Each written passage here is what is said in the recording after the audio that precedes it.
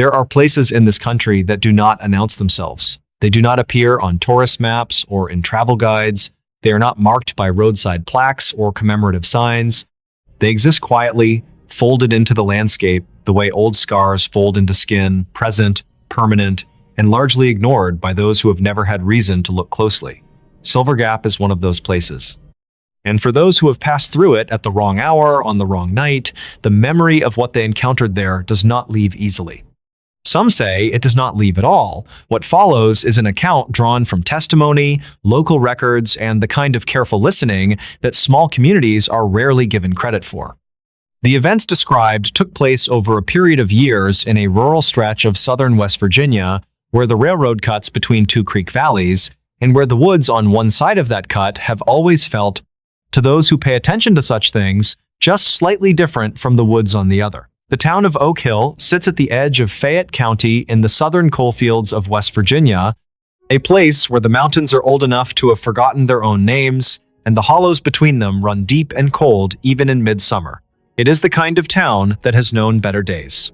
The storefronts on Main Street carry the quiet dignity of buildings that once served a purpose and now serve a memory. The churches are well attended. The high school football team earns its loyalty.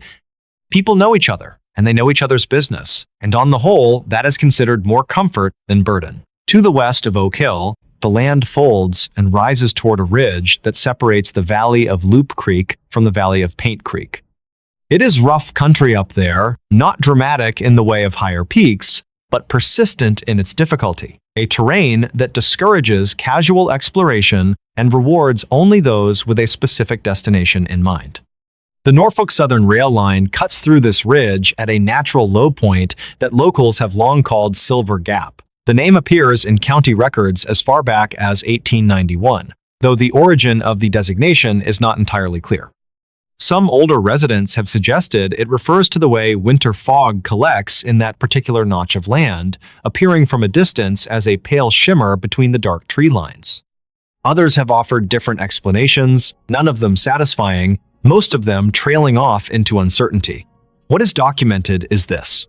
On the Oak Hill side of Silver Gap, residential neighborhoods extend within reasonable walking distance of the tracks. Houses with porch lights, streets with names.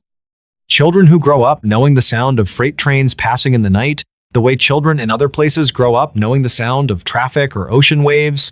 Collins School sits at the edge of this inhabited zone, and the neighborhoods clustered near Round Hill Road represent the outermost edge of what might be called the settled world in that particular direction. Beyond the gap, on the far side of the ridge, there is no one. State survey maps from 1984 confirm that the land on the western slope descending toward Paint Creek contains no permanent residential structures for a distance of at least 7 miles.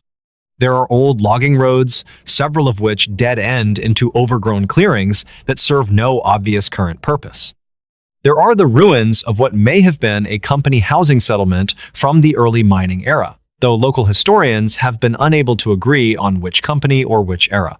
And there is the railroad, continuing westward in its straight, indifferent way, carrying coal and aggregate and the occasional mixed freight through a corridor of trees that has seen very little human presence for decades. It was along this corridor that 3 young people found themselves one autumn evening further from home than they had intended to be. The details of that night come primarily from one of the 3, a young man who was, at the time, in his mid-teens.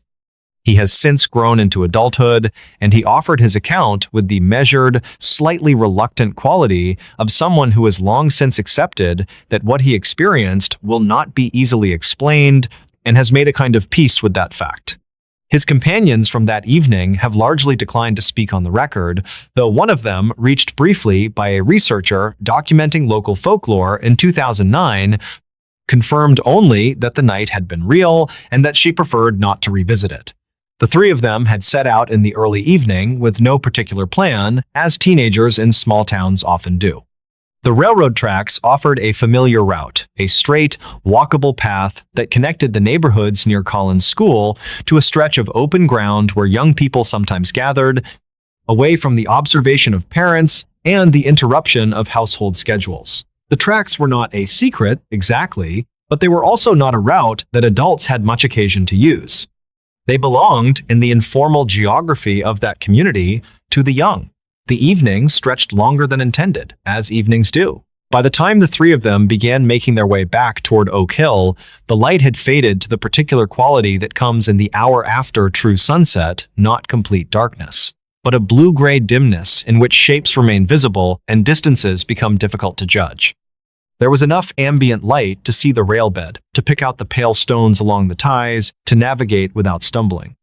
But not enough to see clearly into the tree line on either side. Dispatch logs from the Fayette County Communications Center show no unusual calls from the area that evening. The night was quiet. No reported accidents, no weather events, no reason for concern. The temperature had dropped into the low 50s, which is unremarkable for that time of year in those mountains. A light wind was noted by a weather station approximately 12 miles to the east, though local conditions in the gap itself are known to differ from regional readings. Given the way the terrain channels and concentrates airflow through that particular notch, the young man's account is consistent across multiple tellings. When they reach the place where the tracks pass through Silver Gap, where the ridge rises on both sides, and the tree line comes close to the ballast on the western edge, he became aware of something in the woods above the track on the right-hand side. He described it, in his original account and in subsequent conversations, as a gray form, approximately the height of a person, standing still among the trees on the bank above the railbed. He was careful, even years later, about what he claimed. He did not say it was a person. He said it was the height and approximate shape of a person standing upright in a place where a person standing upright had no obvious reason to be. It was, he acknowledged, the kind of thing that might have been fog. The gap is known to collect ground-level mist in certain atmospheric conditions. It might have been smoke from some unseen source, or a trick of the remaining light filtering through branches at an angle that produced an illusion of form and verticality. These explanations were offered by the young man himself, not as conclusions, but as possibilities he had considered and could not dismiss and could not confirm. What made it difficult was the stillness. Fog moves, smoke disperses. The gray form did not move. For several minutes, the young man estimated perhaps 3, perhaps 5. He acknowledged that his sense of time that night was unreliable. The three of them stood on the tracks and looked at the shape on the bank, and the shape did not change, did not shift, did not dissipate. It simply remained, at the height of a person, in the trees above them. He remembered, he said, the sound of his own heartbeat during those minutes. He remembered the cold coming up through his shoes from the rail ties. He remembered that none of the three of them spoke. Language had become, in that moment, unnecessary. What needed to be communicated between them was communicated without words, in the shared language of people who have seen the same thing and reached the same uncertain conclusion. Eventually, they moved. There was no plan, no decision made aloud. There was simply a moment when remaining still became less possible than moving forward, and they began to walk, past the form, past the bank where it stood. Past the place in the tree line from which it had not moved, they were perhaps 20 yards beyond it when it came down. That is the only way the young man has ever described it. Not that it walked, not that it descended, that it came down, from the bank to the tracks. The movement, as he experienced it in peripheral vision, and then in the rapid backward glance that followed, was not the movement of a person navigating a slope. It did not pick its way down. It did not slip or stumble. It arrived on the tracks the way a stone arrives at the bottom of a drop, suddenly present in a new position, the intermediate steps either absent or too fast to register. They ran a short distance, then stopped and looked back. Because the impulse to look back was stronger than the impulse to keep running, and because some part of all three of them needed to know whether the thing was following. It was standing on the tracks, in the place where they had just been. And it was, the young man said, simply standing, not advancing, not retreating, standing the way something stands when it is watching, when it is taking stock, when it is in no particular hurry. Then, slowly, it began to move away from them. Back in the direction from which they had come westward, deeper into the gap, away from the lights of Oak Hill, and toward the long, empty miles of the Paint Creek Valley, it moved along the tracks. It grew smaller in the dimness, and then it was gone, swallowed by the darkness at the far end of the gap where the rail line curves slightly and the tree line closes in on both sides. There was a pause. A silence that felt, the young man said, like held breath not his own, but the silence itself, as though the hollow and the trees and the dark between them were all waiting for something. And then came the sound. He has described it multiple times in multiple settings, and his description has never varied in its essential quality. It was the sound of a man crying out in horror. Not pain, he has always been careful to say, not injury, horror. The distinction matters to him, and he has insisted on it each time. There is a sound a person makes when they are hurt, and there is a sound a person makes when they see something that undoes them, and these are not the same sound. What came out of the dark at the western end of Silver Gap was the latter. After that, they ran all the way back, without stopping, without looking back again, without speaking, until the lights near Round Hill Road came into view and the familiar geometry of streets and houses reassembled itself around them, and they were, once again, in the world they recognized. Investigators never confirmed any incident at Silver Gap on the night in question. The Fayette County Sheriff's Office has no record of a report filed by the three young people or their families. This is not surprising. In rural communities, particularly those in which the railroad corridor carries an informal status as outside the usual zones of adult supervision, unusual experiences along the tracks are rarely reported through official channels. The expectation of being believed is low. The expectation of consequence is high. What is perhaps more notable is that this was not the only account associated with that particular stretch of track. Archived notes from a regional folklore collection compiled in the Exet Taco 1 early 1990s include a brief reference to Silver Gap in the context of what the collector described as persistent local avoidance. The notation is elliptical. As such, notations often are, but it records an interview with an unnamed elderly resident of Oak Hill who stated that people had always known not to walk the gap at night and that this knowledge predated any specific incident she was aware of. It was, she said, simply understood. The way certain pools in a river are understood to be deep without anyone having to measure them. A separate account, collected informally by a local historian in 2003 and preserved in a personal archive that was later donated to the Fayette County Library System, describes an experience from approximately 15 years prior to that collection date, placing it in the late 1980s.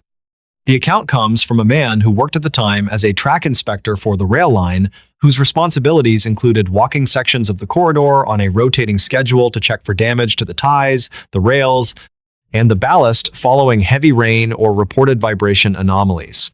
He was, by training and by temperament, a practical man. His account is short and given, according to the historian's notes, with the obvious reluctance of someone who has never quite decided whether to believe his own memory. He had been walking the Silver Gap section on a morning in early November, he said. Overcast. Ground fog in the low areas. He was alone, as he often was, moving westward through the gap on his inspection route. About midway through the cut, at the point where the bank on the right side rises most steeply before leveling off into the ridge, he became aware that someone was watching him from the trees. He did not see anyone.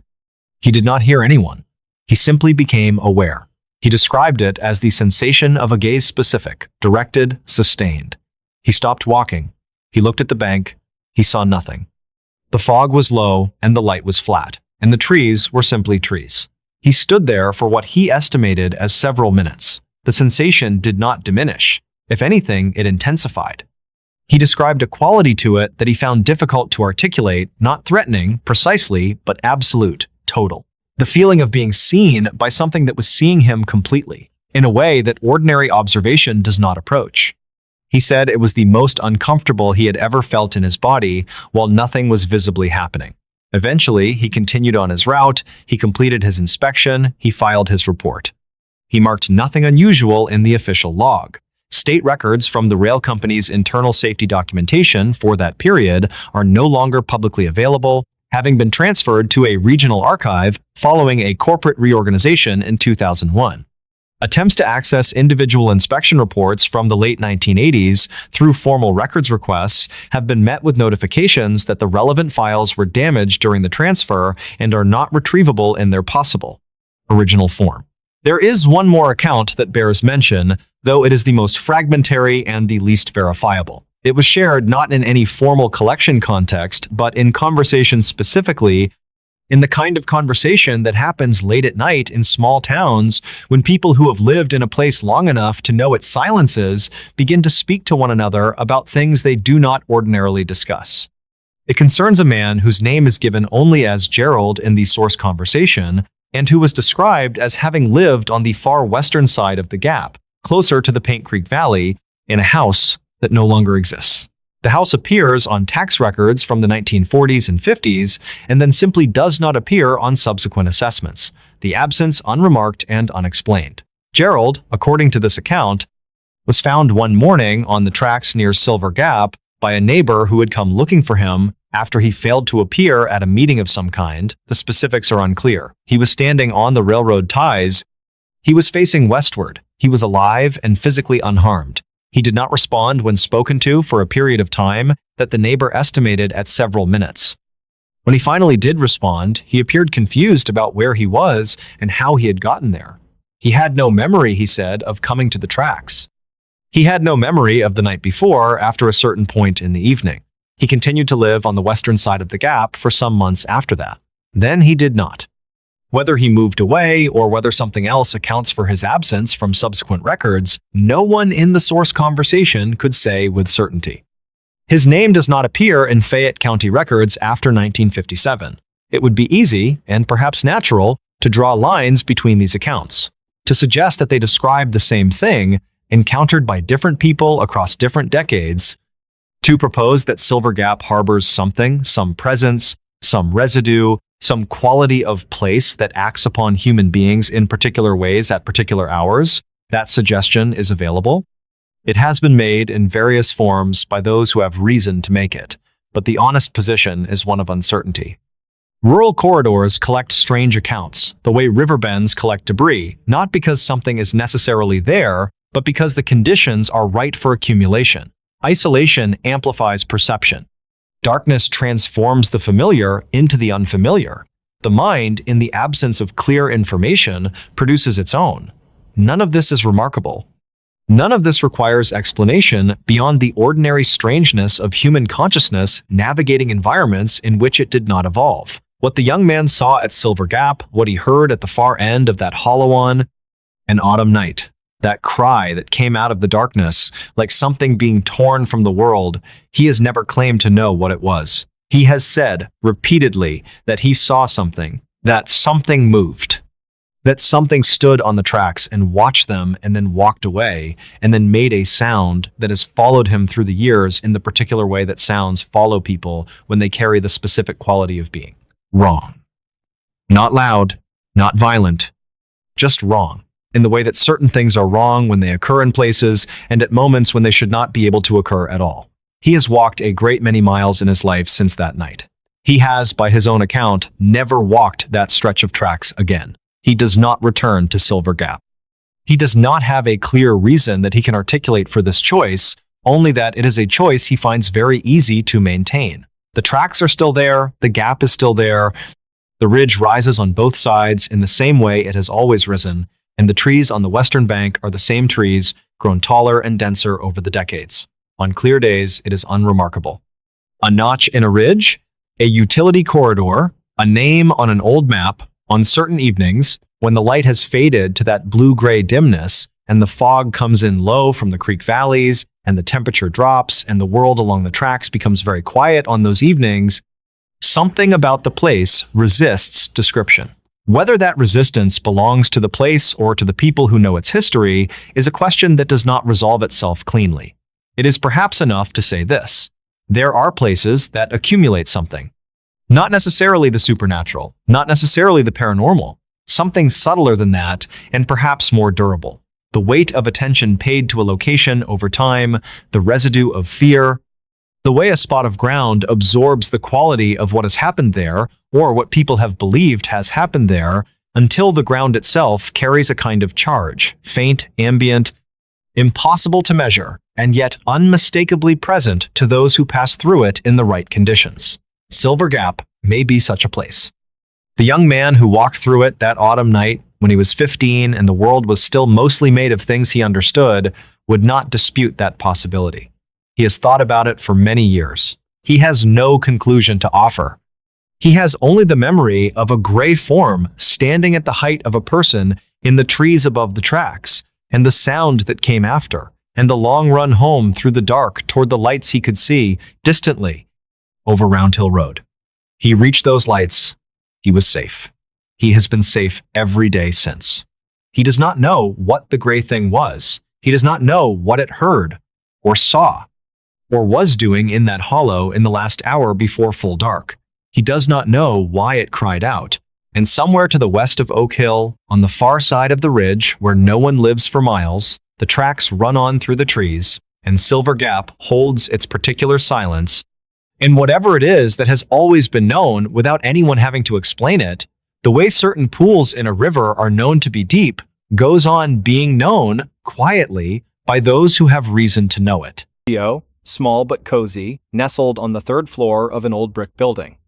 My window, the largest feature of the room, offered an expansive view of the city's heart, a bustling intersection by day, a shimmering network of light after dusk, and beyond that, the distant, inky blackness of the river.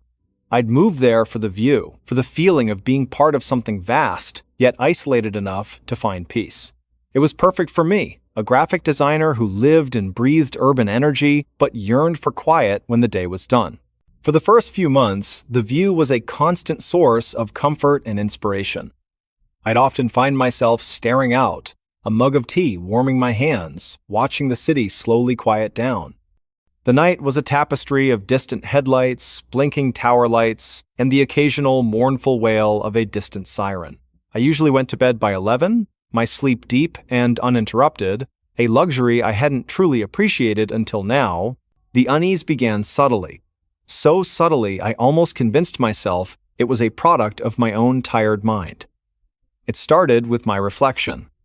Sometimes, when the room behind me was dark and the city lights painted the glass, I'd see a fleeting distortion in my own image. A shadow within a shadow, a stretch of darkness that didn't quite belong. I'd blink, and it would vanish, leaving only my tired face staring back. Just a trick of the light, I'd tell myself. The glass of these old windows isn't perfectly flat. Then, there was the timing. I'm not usually one to check the clock in the middle of the night, but a persistent feeling, a subtle prickle of my skin, would often wake me. And each time, my eyes would invariably drift to the digital clock on my bedside table, its red numbers glowing like a tiny, watchful eye. It was always, unfailingly, 3:12 a.m. The precision of it was unsettling. It felt like an appointment I didn't know I had. I started to dread that hour. As midnight approached, a knot of anxiety would tighten in my stomach. I'd pull the blinds down, thick blackout blinds that I'd installed myself, hoping to seal off the night to keep the outside out. But the feeling persisted. I'd lie awake, rigid, listening to the hum of the refrigerator, the distant drone of the city, and the frantic thump of my own heart. The very air in the room seemed to thicken, heavy with unspoken anticipation. One particularly cold Tuesday night, exhaustion finally won. I must have dozed off, because I woke with a jolt, a sudden, breathless gasp that tore through the silence. My eyes snapped open, immediately darting to the clock. 3:12 a.m. A shiver ran down my spine, cold and immediate. My gaze, against my will, was drawn to the window. The blackout blinds were still down, seemingly secure, but a tiny sliver of light, almost invisible, leaked from the bottom corner where they didn't quite meet the sill, and in that sliver, a shape. It wasn't a shadow this time. It was a distortion in the darkness, a deeper shade of black that seemed to hover just beyond the glass. It was indistinct, formless, yet I felt its presence with an intensity that stole my breath. It was as if the night itself had condensed into a singular, observant mass, focused entirely on my window, on my apartment, on me. My heart pounded, a frantic drum against my ribs, threatening to burst. I squeezed my eyes shut, a desperate, childish plea for it to vanish, for the world to return to normal. When I opened them again, it was gone. Only the faint, ambient glow of the city filtering through the tiny gap remained, a mocking reminder of what I had seen. I spent the rest of the night huddled in bed, blankets pulled up to my chin, my mind racing, trying to find any rational explanation. It was just a trick of the light, I told myself. My overactive imagination, fueled by too much caffeine and not enough sleep, perhaps a touch of lingering stress. But the terror was too real, too visceral, a cold, hard stone in my gut. The incidents escalated. The blinds, no matter how tightly I drew them, no matter how many clips I used, seemed to have a will of their own.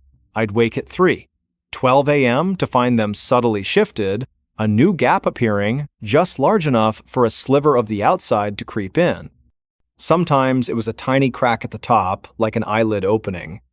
Other times, a wider opening near the middle, perfectly framing a section of the dark park below or a distant building. Each time, I'd reseal them with trembling hands, my dread growing exponentially, feeding on my dwindling sense of security. Then came the tapping. Faint at first, a soft, insistent tap, tap, tap against the window pane right at the level of my bed, just beyond the glass. It was rhythmic, almost playful, yet utterly terrifying in its implication. It only occurred after 3:12 a.m., once I was fully awake and staring at the clock, my heart racing. If I moved, it stopped. If I closed my eyes, I could still feel the subtle vibration of it through the wall, through the very air, a ghostly percussion. It knew, it absolutely knew I was awake, and it reveled in its knowledge. I started leaving the lights on, bright, harsh lights that chased away the shadows, but the tapping persisted, a silent defiance of the artificial glare, a high-pitched sound cutting through the electric hum. I'd try to drown it out with music, loud, pulsating beats, but the sound seemed to cut through everything, a high-frequency intrusion into my sanity, a tiny pinprick through the fabric of my reality. My sleep became almost non-existent. My days were a blur of fatigue and anxiety, punctuated by the growing dread of midnight's approach, a countdown to another terrifying encounter. My work began to suffer. My designs lacked inspiration. My focus was shattered. My friends noticed. "Emily, you look terrible," my best friend Sarah said over coffee, her eyes filled with genuine concern. "What's going on? You're never like this." I mumbled something about a demanding project, about the city noise, about the pressures of a busy life. How could I explain that my window, my beautiful view, had become a portal for something unnameable, something that was systematically stripping me of my peace, my sanity? One particularly humid Wednesday night, I had taken every precaution. The blinds were triple-checked, taped down at the edges for good measure with industrial-strength tape. Every light in the apartment was on, burning brightly, creating a fortress of artificial illumination. I was trying to work, to distract myself, to prove that I was still in control, but my gaze kept straying to the window, to the impenetrable barrier of the blinds, a wall between me and whatever lurked beyond. Midnight passed. 1 a.m. 2 a.m. A fragile hope began to bloom in my chest, a desperate, foolish whisper of optimism. Maybe tonight. Maybe it would finally stop. Maybe it had given up. Then, at precisely 3:00 a.m., the lights flickered. Not just a dimming, but a rapid, almost frantic strobe, plunging the room into momentary darkness, then harsh light, then darkness again, a chaotic, disorienting dance. My breath caught in my throat, a choked gasp. I stared at the main light switch, expecting it to be faulty, but it was solid, unmoving. The flickering intensified, a chaotic dance that made the shadows writhe, grow, and shrink in terrifying rhythm. My eyes, involuntarily, were drawn back to the window, a magnetic pull I couldn't resist. The blackout blinds, despite being taped, despite every precaution, were now open, not shifted, not askew. They were pulled apart, forming a perfect, symmetrical rectangle like a carefully chosen frame, and in that frame, at precisely 3:12 a.m., I saw it. A face. It was pale, almost translucent, luminous against the profound darkness of the park, an impossible beacon of horror. It was elongated, impossibly thin, with hollow, sunken cheeks and a jawline that seemed to stretch unnaturally, dislocated from any human form. The skin was smooth, featureless, like old porcelain, or perhaps the surface of an ancient petrified egg, but for two enormous, perfectly round black eyes that absorbed all light, all hope, all joy. They were unblinking, unfeeling, ancient, an abyss of indifference, and they were fixed directly on me, a gaze that pierced through my very being, stripping me bare. It wasn't outside. Not exactly. It was pressed against the glass, but not on it. It was within the glass, or perhaps the glass itself had become its medium, its terrifying canvas.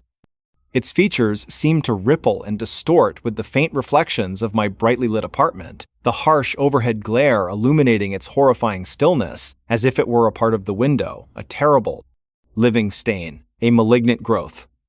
And then, as I stared, paralyzed by a terror that stole my very voice, freezing the scream in my throat, its mouth opened. It wasn't a human mouth. It was a perfect, seamless black circle, like a void, a bottomless pit of hunger, and from it, a faint, wet slurp echoed, a sound that seemed to come from inside my own skull, a sound of sickening, insatiable hunger, a sound that promised to consume. I screamed. A raw, guttural sound that tore from my throat, shattering the silence of the night, shattering my own sanity into a million irreparable pieces. I stumbled backward, tripping over my chair, sending it crashing to the floor with a deafening clatter. My eyes remained fixed on that face, that impossible, indifferent face, until my vision blurred with tears of terror, hot and stinging. It blinked slowly, once, its black eye expanding and contracting like a grotesque pupil. Then another wet slurp echoed as the features seemed to melt back into the glass, receding, dissolving, and the perfect rectangle of the blinds slowly, impossibly drawing themselves shut, sealing off the horror, but not the memory. I fled the apartment that night. I didn't pack. I didn't even grab my phone. I just ran. Down the 3 flights of stairs, out into the deserted street, my bare feet slapping against the cold pavement, my lungs burning, screaming for air.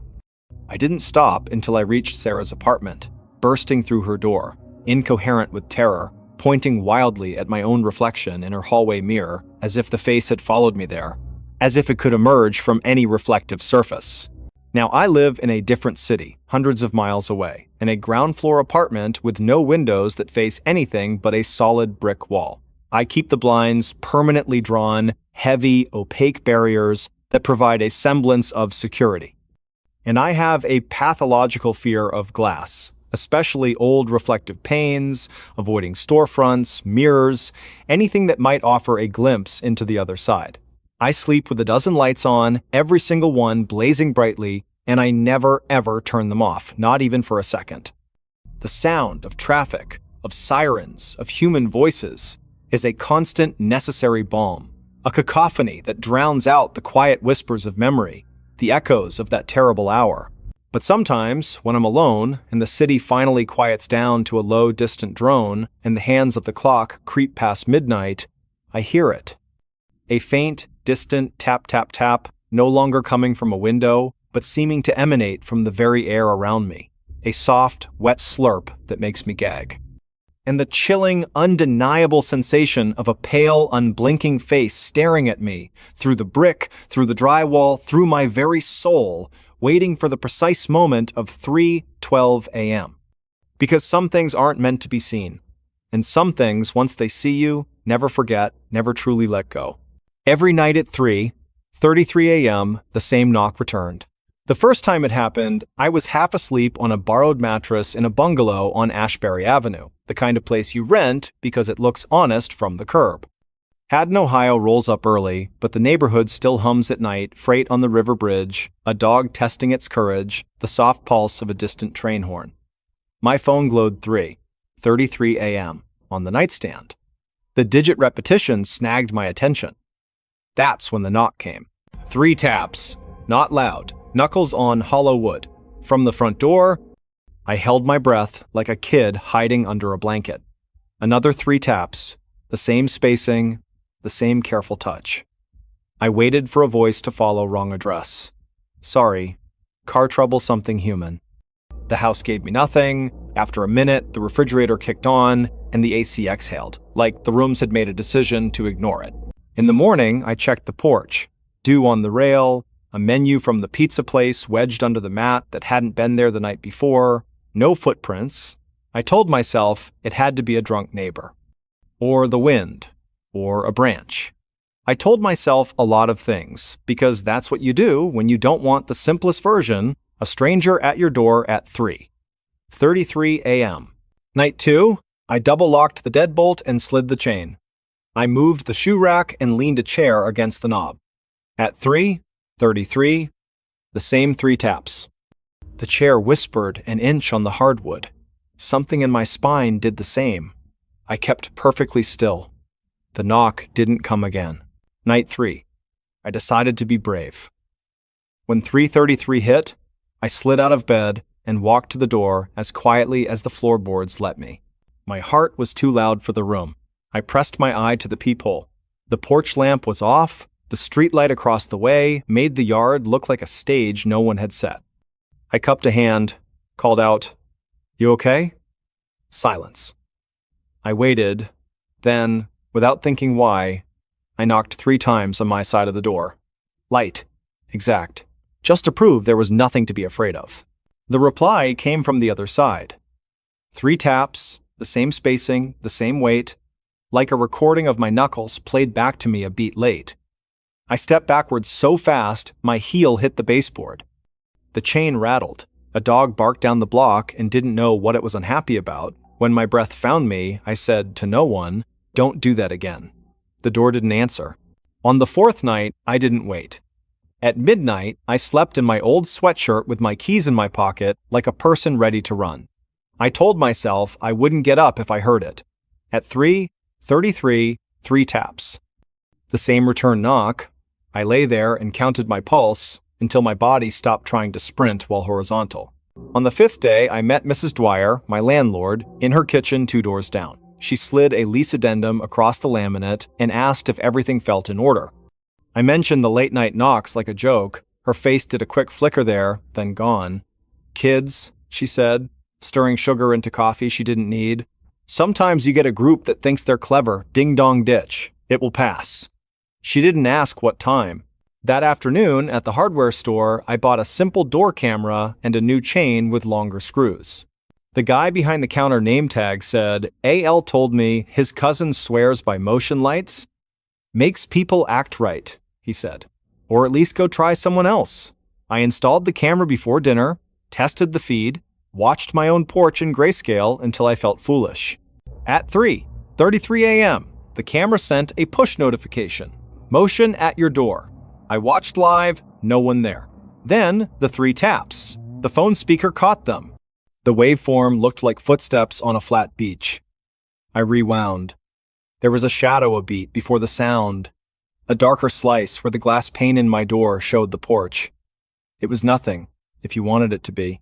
It was something if you didn't. The next night, I tried an experiment. At 3:32, I stood on the inside of the door and knocked a different rhythm. 2 quick, 1 slow. Tap, tap, tap. I waited. At 3:33, from the other side, came 2 quick, 1 slow. Tap, tap, tap. The same weight, the same distance between taps. Not imitation, reflection. Like my door had turned into a surface that throws back whatever it's given a little later from a place that doesn't belong to here. I told Maya about it at the diner on East Ferry, where I pick up the lunch shift. She listened with that tilted head she uses on sad regulars and unreliable exes. "You're gonna tell me you've been sleeping," she said, and smiled without humor. "Or you're gonna tell me hadn't got interesting." I showed her the push notifications. 3:33 exactly, 3 nights in a row, the little camera icon stamped like a dare. She handed the phone back and said, "Nobody believes witching hour stories. They believe patterns." On night 8, the knocks didn't come from the front door. They came from the bedroom closet. 3:33 lit the screen on my phone. I was already awake, eyes on the numbers. From the closet, 3 taps. Knuckles on hollow wood. Not the frame, the hollow inside.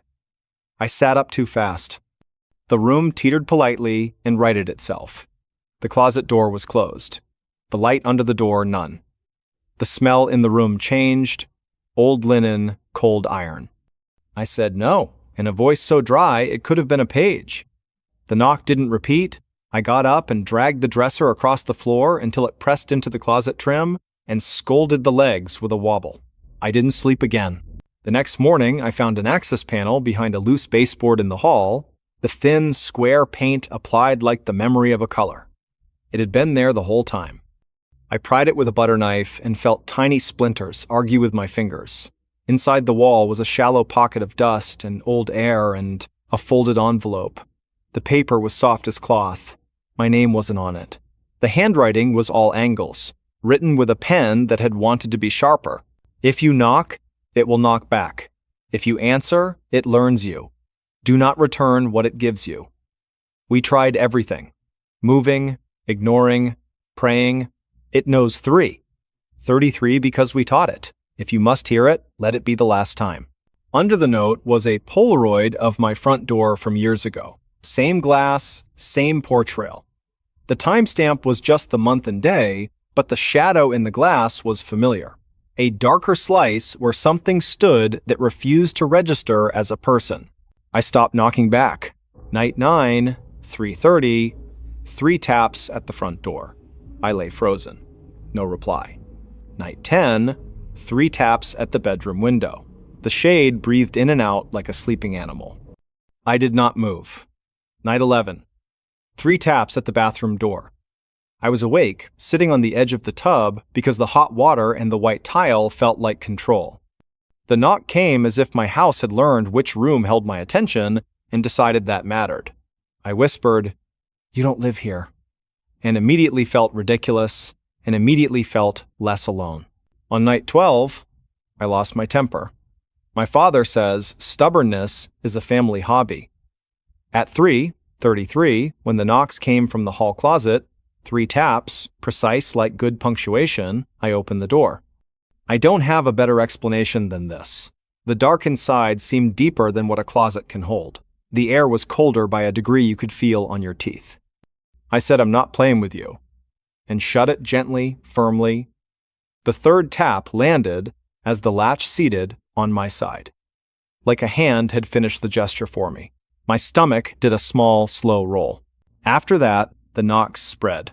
Not louder, not faster, just more patient. The kitchen wall by the table, the headboard, the floor near the bed. Always 3. Always 3. 33.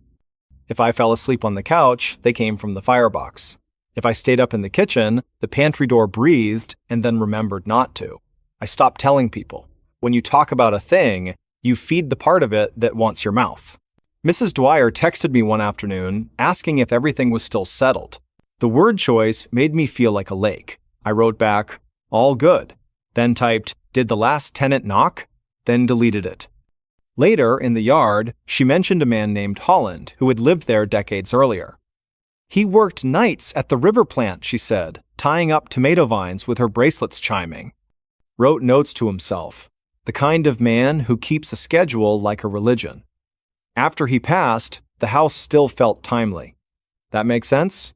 I said yes because I didn't know what else to do. I put down rugs, I added a second chain, I wedged felt between hinge and jamb so the doors would have to commit to moving. I told myself it was just a habit in the bones of a building, like light through old glass making rainbows you didn't ask for. I told myself a lot of things. On night 19 at 3:33, the porch camera finally saw a shape. Not a face, a gap. A place where the image failed briefly, person-shaped in front of the glass. The knocks came, soft on the inside of the door, as if the house had turned itself around when I wasn't looking. I watched live on my phone and felt the floor under my feet like a boat. Then, this is important, I did nothing. I didn't approach, I didn't speak. I let the minute roll over me like a small wave and die on the shore. The shape evaporated across the pixels. The knocks didn't stop after that, but they weakened. 3 soft taps, like a memory of knuckles. A week later, 2 taps. Then, silence.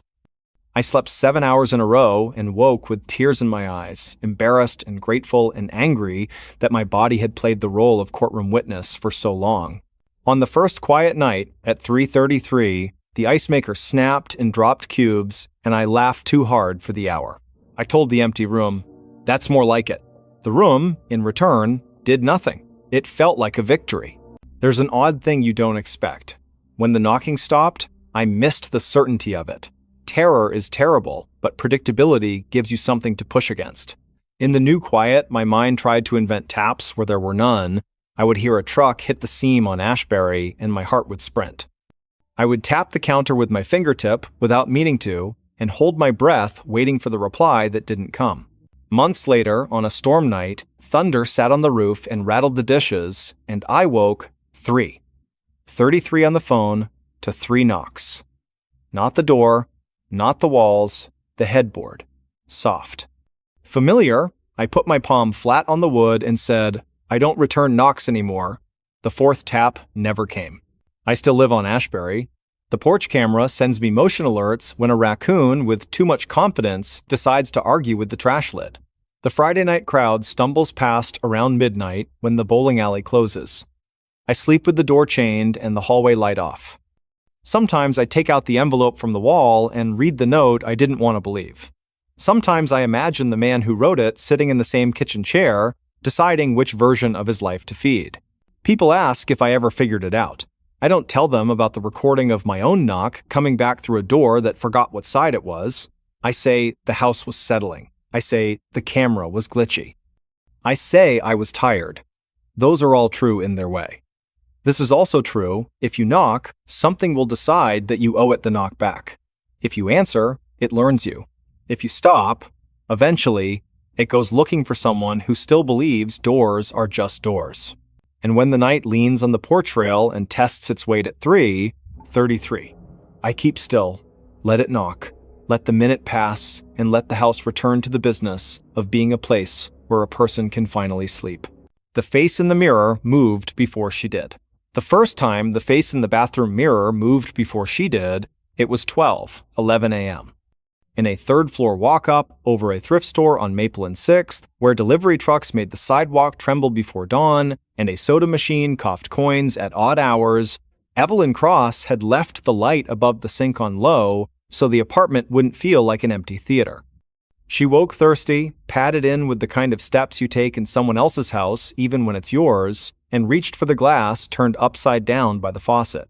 In the mirror, Evelyn's reflection lifted her hand, and then Evelyn followed. It was small, a beat out of order, like a dubbed movie with the sound just wrong enough to itch. She froze. The bulb hummed. The old fan in the window ticked twice. She tilted her head left and watched her reflection tilt first by a fraction, landing a breath before her. A joke, she told herself. Fatigue. The kind of trick your brain plays when it thinks it's smarter than your eyes. She waited, counted to 5, then shut the light and went back to bed. At 2:03, she was still awake, listening to the downstairs cooler humming in the thrift store and the freight train that stitched the south edge of town together, thinking about how odd it is when something familiar becomes slightly misfiled. Morning tried to make sense of things. It was rent day, and Mrs. Wynne from the thrift store was already outside, tapping a cigarette into a paper cup at 8:02. A woman who had chosen floral cardigans as a uniform and never looked back. Evelyn carried an envelope and a smile. "You getting settled?" Mrs. Wynne asked without looking up. "Bathroom light flickers? Third floor's got a mind of its own." "It's fine," Evelyn said, because the word fine is how you ask a room to behave without admitting you're asking. On the way back up, she paused by the display in the front window. Yesterday's haul had been arranged into an accidental altar. A varsity jacket that smelled like gym air, 3 porcelain birds, a stack of Reader's Digests that would never be read again, and a full-length mirror in a wooden frame with a thin nick like a healed scar along the left side. The price tag said $25 in green marker. She caught her reflection in it, crooked ponytail, dark circles, then the fluorescent inside buzzed, and her reflection looked at her a breath before she looked at it. She told herself she'd imagined it. She paid anyway. The guy from the back, Marcus, easy smile, forearms like he moved furniture for sport, carried it upstairs because the stairs were narrow and gravity, here felt like a suggestion. He propped it against the bedroom wall. Found it in an estate lot, he said, dusting his hands. House up on Miller Ridge. People with money and ugly wallpaper. You want me to anchor it? I'll manage, she said, because the need to be capable is a hard thing to put down. That night, she brushed her teeth, watching herself like a witness. The man, 56 p.m. The mirror paid attention. She lifted the toothbrush, the other hand lifted first. She shook her head. The reflection argued with a slight no before she could get hers out. When she leaned closer, her reflection didn't. It waited, and when she was almost close enough to fog the glass, the face in it smiled. Evelyn did not. She slept with the bathroom door shut and a towel under the crack, because that's what the body does when the brain is short on good ideas. Tuesday, she met Raina from 3B in the laundry room, the kind of neighbor whose whole personality fit inside the phrase, "I hate this dryer." Evelyn almost told her about the mirror, got as far as, "Do you ever feel like?" and then shook a knot out of a pillowcase instead. Raina checked her phone. "This building's haunted by the guy who used to own the bakery," she said. "Diesel coffee breath. You'll know if he likes you, your bread rises. If he doesn't." She made a flat gesture with her palm. "My muffins died yesterday." Evelyn laughed, relieved to borrow someone else's story. She did not bake. She ate grocery store sushi over the sink and told herself she was too tired to be nervous. Wednesday at 12:28 a.m.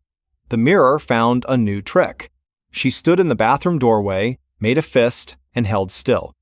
In the glass, her reflection opened its hand, and then Evelyn's fingers followed, obedient as a student. She tried to catch it by being quick. A snap, a clap, a sudden lean. The figure in the mirror anticipated each move by the smallest breath, an unsteady metronome that thought she wouldn't notice. She took a photo on her phone. The image looked normal, as if photographs were loyal and mirrors were not. She turned on the shower and watched steam climb the corners of the glass. When she wiped a circle with her palm, the reflection wiped clean a beat before she did. Then impossible letters formed in the fog from the mirror side, someone else's finger dragging through condensation with a slow deliberateness that made her stomach drop. "Don't turn off the light." She left the bathroom light on and did not sleep. Thursday, she pulled the mirror off the bedroom wall, turned it face down on a blanket, and went to work at the community clinic where she filed forms for people who never got a straight answer anywhere else. She told herself she was silly. She told herself she was fine. She told herself she would take the mirror back to the thrift store and get her 25 and buy groceries with it. After dinner, she propped it up again because something in her needed to see what it would do. At 1:17 a.m., sitting on the edge of the bed, she raised her right hand. The glass raised its right hand first. She said hello to an empty room and heard from behind the glass the faintest exhale, like someone on the other side had tried to say it with her and missed the timing. At 2:03, the fluorescent in the bathroom buzzed and stuttered out. Darkness poured across the tiles. In the mirror, only in the mirror, the bathroom stayed lit. Her reflection stood under a light that didn't exist. Eyes wide, mouth shaping a word. Not help, not run. Something longer. Then the bulb flared back, and the image snapped into sync, like nothing had been caged behind the glass at all. Friday was delivery day at the thrift store. Evelyn went down to ask Mrs. Wynne where the estate came from, as if anyone ever gets an answer that makes them happy. That mirror? Mrs. Wynne squinted at a clipboard. Miller Ridge lot, like Marcus said. Older couple, daughter in from Phoenix, sold the whole house in 2 days. The woman, what was her name? She wasn't well. She tapped the paper as if it would remember for her. They had mirrored closets everywhere. Gave me the creeps.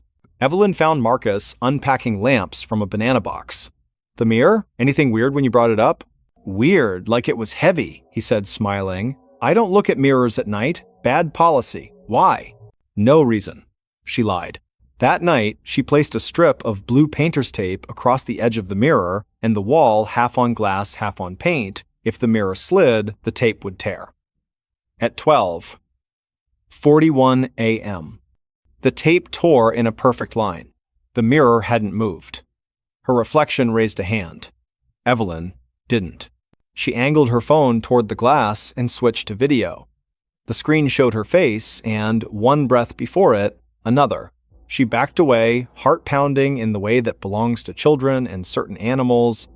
The recording captured a tiny flicker at the corner of the frame, as if a shoulder had leaned out and leaned back, and when she played it again in the morning, the flicker was gone, as if the file had adopted the store policy of not looking at mirrors at night. Saturday, she bought a new bulb for the bathroom, a heavy frosted globe that promised calm. She bought batteries for the flashlight because she wanted to be the kind of person who owned batteries. She bought command strips and anchored the mirror so it would not be tempted by movement. At 11:58, she texted her mother and deleted, "I think something is wrong," and typed, "love you" instead. At 1:03, the building settled. At 1:11, a truck on 6th took the light too fast and made the window shade thrum. At 1:27, the mirror's face broke into a smile that did not reach the eyes, and Evelyn's mouth stayed still. The person in the glass lifted a finger and slowly, gently made the shape of a no. Evelyn turned her head. Because if someone tells you not to look, you look. Behind her, in the dark of the doorway, something stood just outside the bathroom's bloom of light. Tall enough to own the top half of the frame, still enough to be an idea. She didn't scream because her scream was a small animal that had hidden in her ribs and wouldn't be coaxed out. She stared at the mirror instead. Her reflection stared back. The shape in the doorway did not step forward. When the clock slid over to 1:30, the hallway remembered itself, just scuffed paint, the taste of dust, a shadow that knew how to behave. "Don't turn off the light," the mirror had told her. She left it on. Sunday, she stayed out late at a diner on Pine Street where the coffee tastes like hope and the pancakes are a little too sweet. The late shift server knew her name without asking and refilled her cup without comment. Outside, the crosswalk button stuck on walk, and the street sounded like a weather report for tires. When she climbed the stairs, the building felt like a person who'd been holding a breath and let it out when they heard her at the door. She brushed her teeth with the light on. She held up her left hand, then her right. In the mirror, the motion came first, like a teacher with a lesson, and then hers trailed, learning. She pulled a stool from the kitchen and sat in front of the mirror with a notebook and wrote down times like she was a scientist and not someone trying to convince herself she could be believed. 12. 7 reflection leads by a beat. 1. 27 doorframe shadow. 2. 3 bathroom bulb lies. 2. 44 silence like a thought. She wrote until the letters stopped looking like English. At 3:12, the face in the mirror mouthed her name. It was clear this time. Evelyn. She drew closer. The glass breathed cold into her skin. "What do you want?" she whispered. The face in the mirror frowned, lifted both hands, and pressed its palms flat to the inside of the glass. Evelyn matched it. The chill slid into her fingers like water. The reflection shook its head again. Soft, urgent, then glanced toward the doorway with a look that did not belong to glass at all. She turned. Nobody. Just the hallway and the distant cooler downstairs pretending it was an ocean. She turned back. The mirror was empty, just the room, the door, the blank rectangle where a person ought to be. Then her own face arrived, a fraction late, as if she had climbed into it. Monday morning, she took the mirror off the wall. She laid it face down, fixed a towel over it with tape, and leaned it behind the dresser like a secret you promised to keep. The apartment breathed easier. For a day, the faucets sang properly, the fridge kept time, the stairwell smelled like hand soap and dryer sheets. Relief sat in her chair and put its feet on the coffee table. At 1:54 a.m., the towel fell off. She didn't see it happen. She woke because the room had changed temperature, and that's a thing bodies notice after enough nights. She walked into the bedroom and saw the mirror uncovered, leaned at the angle she'd left it. In it, only in it, the bathroom light was on. She did what the fog letters had told her. Do not turn off the light. She turned it on in the actual bathroom, and the mirror's image synced obediently. She brought the stool back and sat. "Who are you?" she asked, feeling ridiculous and also like she owed someone the question, "What are you?" The face in the mirror looked like hers and did not. The left eyebrow held a thin, pale mark that hadn't been on her face the last time she checked. The hair fell in the same clumsy ponytail, but with one strand tucked behind an ear in a way she never did. The reflection's mouth shaped a word again. This time, she understood it. Stay. From what? She asked, voice too loud, as if tone could be a lock. The mirror glanced not at the doorway this time, but at the dark square of the hallway where her front door sat. 3 beats later, someone knocked. Not the polite UPS rhythm, not the friendly neighbor double tap. 3 slow, measured knocks with space between them. Evelyn stood there, hand on her throat like she'd forgotten where her voice lived. The face in the mirror lifted both hands. Again, don't, and Evelyn did not move. The knocking came again. 3 times, then stopped.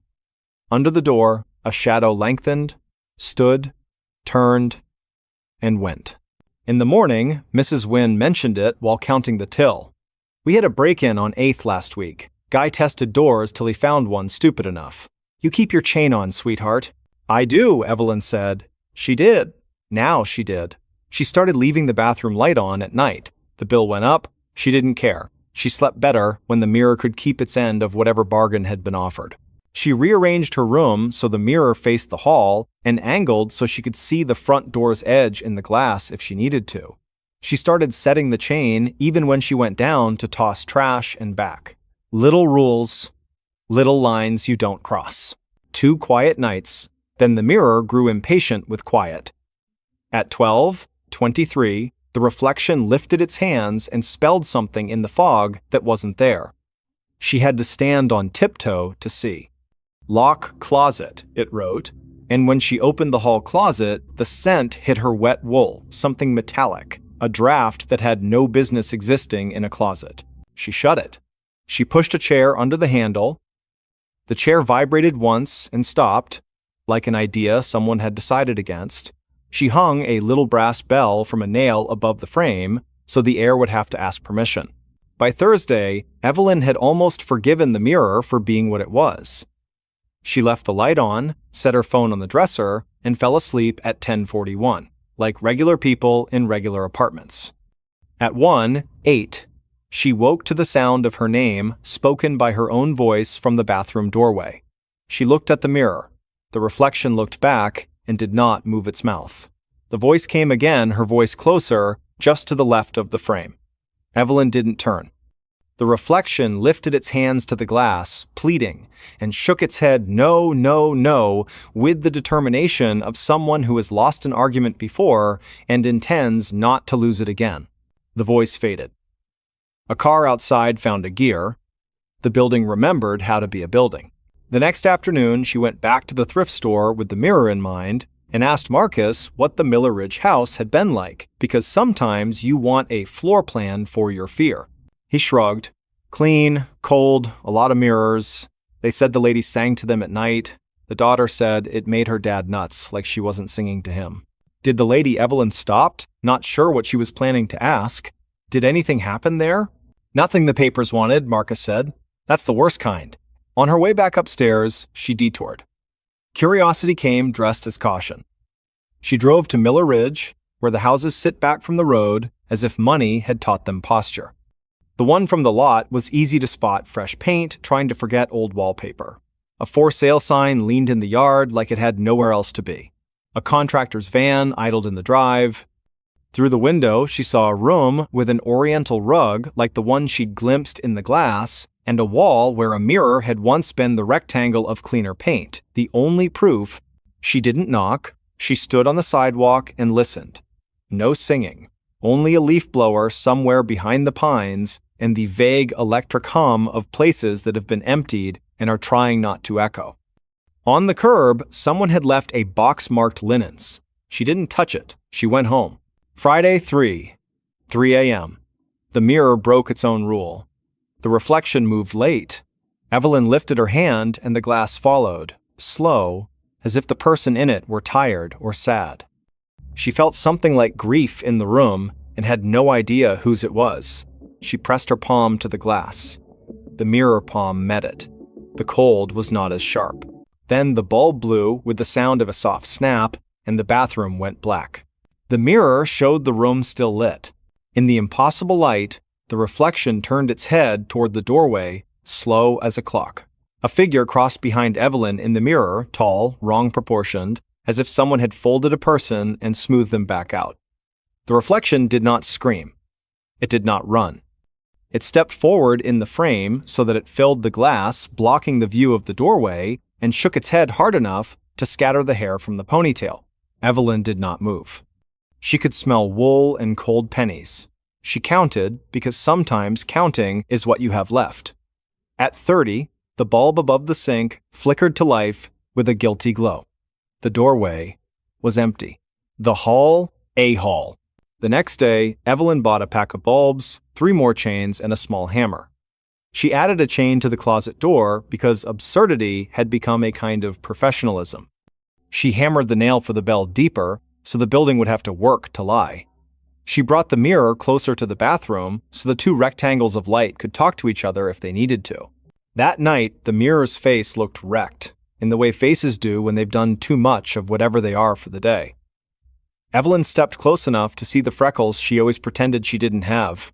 "You saved me," she whispered, feeling foolish and also correct. The reflection blinked first for the first time. It lifted a hand, palm out, goodbye or wait, she couldn't tell. Then it mouthed one more word. Trade. The apartment seemed to tilt, just a little. Evelyn did not say yes. She did not say no. She sat down on the bath mat and leaned her back against the vanity and waited to see if the word would grow teeth. Midnight turned into 12. 9. The mirror breathed. She did not. At 2:45 an hour that had never meant anything and now meant everything, the building made a sound like a book closing. The reflection placed both palms on the glass. Evelyn placed hers there too. The chill traveled into her arms, not mean, just thorough. She saw, in the smallest flash, the kind a person might deny later, another room on the other side. Not her bathroom. Not any bathroom she knew. A different angle on the same sink. A towel folded carefully in a way she never folded. The sense of singing left in the air like perfume long after the person has walked out. Trade, the mouth said again. Softer. Then a shake of the head. Then, please. Evelyn pulled her hands back. No, she said, surprised at the strength in it. You don't get me. You get witness. She touched the glass again, lighter now, like someone calming a scared animal. I'll look. I won't look away. The face in the mirror closed its eyes for a moment, as if that had been the permission it needed. From the hall, 3 slow knocks came and went, without stopping at her door. The bell on the nail did not ring. The closet chain did not lift. The bulb above the sink held steady with the dignity of a job done well. She slept eventually. Morning made coffee taste like coffee and not medicine. She bought flowers from the cart on Fife and put them in a jar on the back of the toilet because rooms like offerings. She cleaned the mirror with vinegar and newsprint like her grandmother had taught her and said out loud, "Thank you," to whichever direction deserved it. Days layered. She learned the building's honest sounds, again, the radiator's click, the stare that complains, the mail slot's little gasp at 11, 6. She learned which trucks on 6th are harmless and which ones make the glass think about shivering. She started sleeping with the chain set and the bathroom light low like a night watchman's lantern. She left a note for herself taped inside the cabinet door. Count to 30 before you move. It looks silly in daylight. At night, it looks like protocol. Sometimes, now, she wakes at 12, 11 and lifts her hand and the mirror lifts first, just a little. Sometimes, at 1:27, a shadow thinks about being a person in the doorway and changes its mind. When the freight train takes the curve too fast, the bell on the nail rings, one bright note, then calms. On the worst nights, when the knock comes and her name is said in her own voice from a mouth that is not hers, she looks at the mirror, and the mirror shakes its head, no, and she laughs quiet, breath only, grateful in a way that makes the room warmer. People ask her sometimes why she keeps the mirror. She says it's antique, she says it's sentimental. She does not say it's a companion who moves first when she needs it to. She does not say she learned to keep the light on because some promises work better that way. She does not talk about Miller Ridge, or the Oriental rug, or the daughter in a hurry to sell a house that sang to itself when no one was listening. If you stand in that bathroom and look long enough, You will think the mirror is ordinary. You will see a woman with sleep in her eyes and a towel on the rack and a plant doing its best. You might catch, just once, the face in the glass moving a heartbeat ahead. You might see it shake its head or nod just once, so you know the rules. And when the hour that used to be nothing arrives, and the building clears its throat, and something down the hall remembers it wanted to be let in, you will hear the bulb hum, see the bell hold still, feel the chain be a line you do not cross. You will keep your eyes on the glass. You will not turn off the light. And the mirror, being what it is now, will meet you there. A second early, and keep watch until morning.